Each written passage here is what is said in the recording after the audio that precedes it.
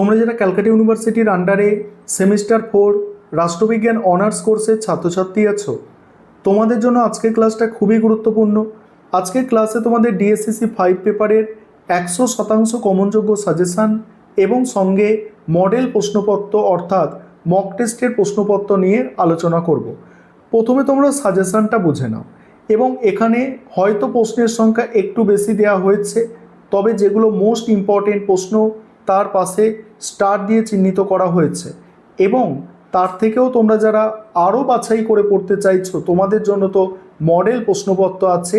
একদম পরীক্ষায় যতগুলো প্রশ্ন থাকে ঠিক ততগুলো প্রশ্ন নিয়ে মডেল প্রশ্নপত্র তৈরি করা হয়েছে। প্রথমে তোমরা সম্পূর্ণ সাজেশনটা দেখো।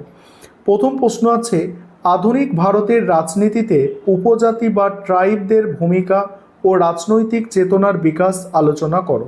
পরের প্রশ্ন, ভারতে আঞ্চলিকতাবাদের উত্থানের যে কোনো 3টি কারণ চিহ্নিত করো। নেক্সট হচ্ছে ভারতের রাজনীতিতে ধর্মের ভূমিকা। এটা কিন্তু গত বছর 20 নম্বরে প্রশ্নটা এসে গিয়েছে, তাই এটা আর বড় প্রশ্ন হিসাবে আসবে না। আসলেও এটা 5 বা 10 নম্বরে আসতে পারে। 5 নম্বরের তোমরা জানো 100 শব্দের মধ্যে লিখতে হয়, 10 নম্বরের হলে সেটা 150টি শব্দের মধ্যে লিখতে হয়। অর্থাৎ 5 নম্বরেই যদি একটু বড় করে লেখা যায় তাহলে কিন্তু এটা হয়ে যাবে। পরের প্রশ্ন, আঞ্চলিকতাবাদ বলতে কি বোঝো? ভারতে আঞ্চলিকতাবাদের উদ্ভবের কারণ, এটাও কিন্তু গতবারে 20 নম্বরে এসে গিয়েছে। যেগুলো গতবারে 20 নম্বরে এসে গিয়েছে সেগুলো খুব ছোট করে করতে হবে, 5 বা 10 নম্বরের জন্য করতে হবে এবং 5 নম্বরের প্রশ্ন করলেই হবে, কারণ 5 নম্বরের প্রশ্ন যদি একটু বড় করে লিখে দাও তাহলে সেটা 150 শব্দ চলে যাবে, তাহলেই 10 নম্বরে মেকআপ হয়ে যাচ্ছে। পরের প্রশ্ন আছে, ভারতের রাজনীতিতে জাতিগোষ্ঠী ও জাতিগত আন্দোলনের প্রভাব। এটা 10 নম্বরে এসেছিল, এটা 20 নম্বরে আসলেও আসতে পারে, তবে কম গুরুত্বপূর্ণ প্রশ্ন এটা। তারপরের প্রশ্ন মোস্ট ইম্পর্টেন্ট প্রশ্ন, ভারতের রাজনীতিতে জাতপাতের ভূমিকা। 20 নম্বরের জন্য খুব ভালো করে তৈরি করতে হবে, গতবারে 5 নম্বরে এসেছিল।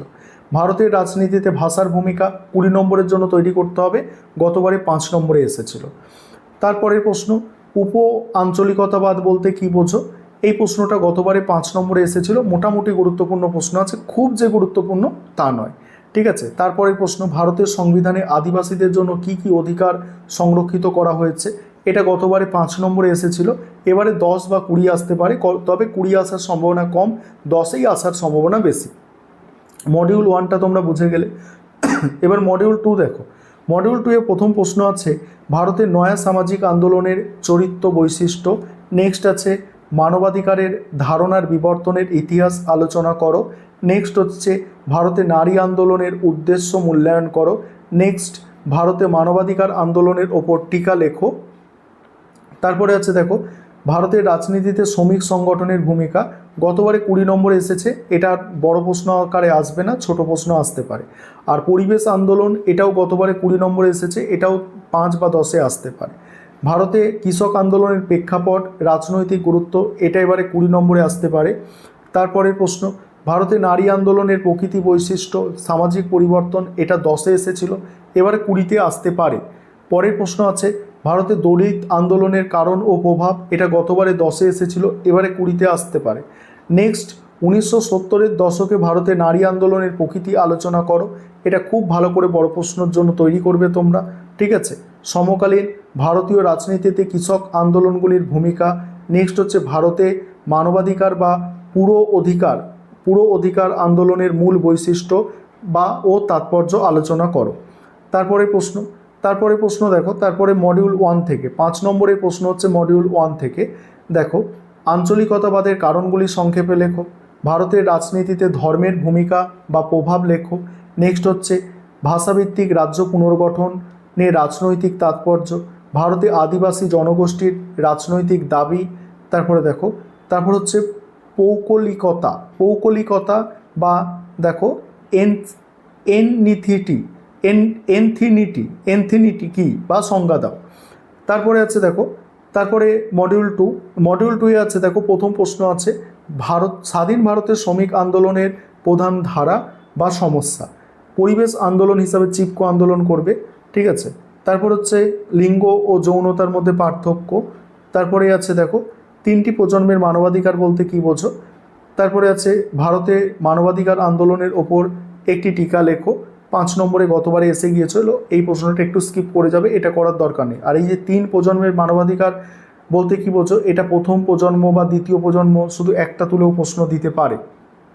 এবার মডেল প্রশ্নপত্র দেখে নাও। এখানে প্রথমেই 5 নম্বরের প্রশ্ন যেগুলো রাখা হয়েছে, ভারতের রাজনীতিতে ধর্মের ভূমিকা, স্বাধীন ভারতের শ্রমিক আন্দোলনের প্রধান ধারা বা সমস্যা, আঞ্চলিকতাবাদের কারণ, ভাষা ভিত্তিক রাজ্য পুনর্গঠনের রাজনৈতিক তাৎপর্য, পরিবেশ আন্দোলন হিসাবে চিপকো আন্দোলন। তারপরে মডিউল 1 থেকে আছে বড় প্রশ্ন, আধুনিক ভারতের রাজনীতিতে উপজাতি বা ট্রাইবদের ভূমিকা ও রাজনৈতিক চেতনা, ভারতের রাজনীতিতে জাতপাতের ভূমিকা।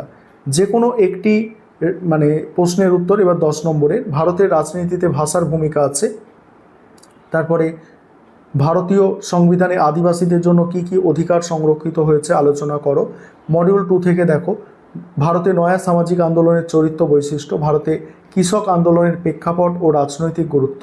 নেক্সট, ভারতে নারী আন্দোলনের প্রকৃতি বৈশিষ্ট্য সামাজিক পরিবর্তন, ভারতে মানবাধিকার বা পুরো অধিকার আন্দোলনের মূল বৈশিষ্ট্য ও তাৎপর্য আলোচনা করো। এবারে দেখো, তোমরা যারা ইংলিশ ভার্সনের স্টুডেন্ট আছো তোমরা দেখে নাও, আমি স্ক্রল করে যাচ্ছি। দেখো, এই হচ্ছে তোমাদের সম্পূর্ণ সাজেশন।